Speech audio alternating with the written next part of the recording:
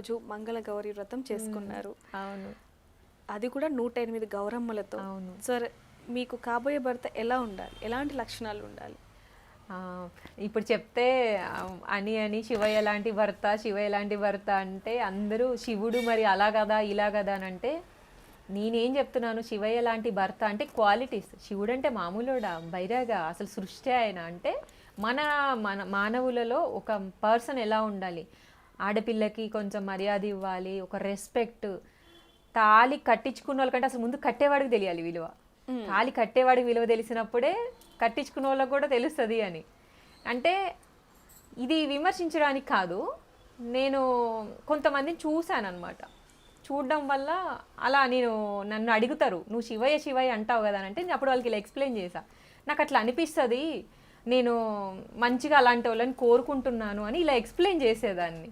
అప్పుడు వాళ్ళు ఇంప్రెస్ అయ్యేవాళ్ళు, అరే ఇది అంటే తన ఒపీనియన్ ఇలా కదా అని చెప్పేసి.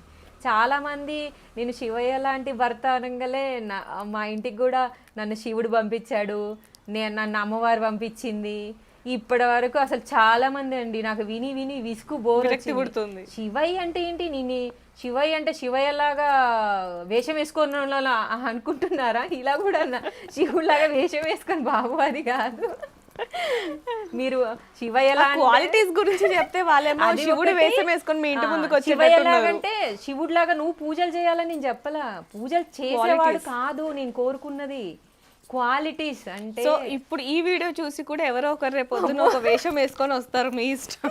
వద్దులేండి, రాలేండి. చాలా మంది కూడా ఈ రోజులో నాకు కృష్ణుడు లాంటి హస్బెండ్ కావాలి, కొంచెం నన్ను బయటికి తీసుకెళ్ళాలి, అలా ఉంటుంది. అయితే మీరు మాత్రం ఆపోజిట్ లో, ఇప్పుడు ఈ కలియుగంలో నిజంగా చాలా ఆపోజిట్ లో ఉన్నారని చెప్పొచ్చు.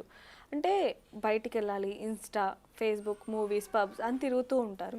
కానీ మీరు అలా కాకుండా దేవుడికి అంటే రెండు ఈక్వల్ చేస్తున్నారు మీ లైఫ్ లో. కానీ ఇప్పుడున్న ఈ కలియుగంలో ఇది పెద్ద ఇష్యూ, అంటే ఒక పెద్ద సర్ప్రైజ్ అయిపోయింది, మిస్మరైజ్ చేస్తున్నారు మీరు. అంటే ఇప్పుడున్న కలియుగంలో ఈ ట్రెండ్ లో డిఫరెంట్ అయింది. సో ఏం చెప్తారు దానికి సంబంధించి మీరు?